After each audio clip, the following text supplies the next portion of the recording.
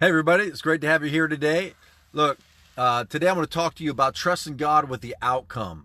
So often we find ourselves in trials. We wonder, we get confused. How did I get here and why? But we have to remember that time and time again in the scriptures, when people are going through trials, God's outcome is always good. Take an example of Lazarus and his death, for example, in John chapter 11. You know, you see in Luke chapter 10 where Jesus is going through this town for the first time, and Martha invites him into her house. And that ends up being the place where Jesus would hang out every time he was in that area. And Mary, Martha, and Lazarus become very close friends. And then Lazarus gets deathly ill. And so the sisters call for Jesus.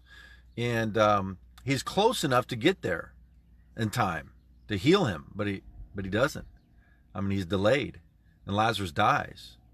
And the sisters were really confused and hurt and offended.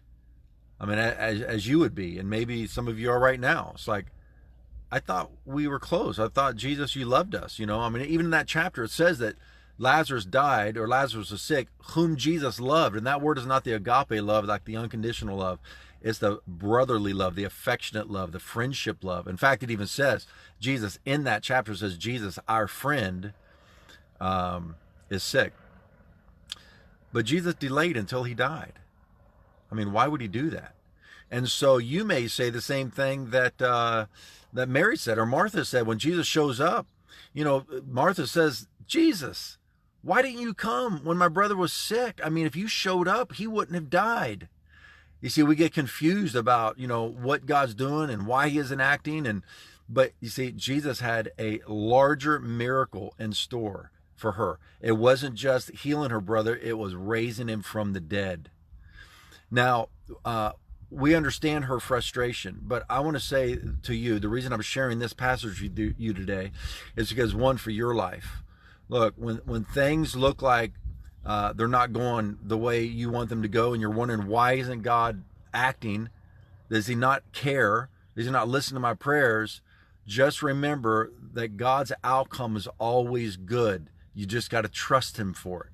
And secondly, for our nation right now, things look hopeless, but we have to remember that God loves our nation, and he loves the people of our nation.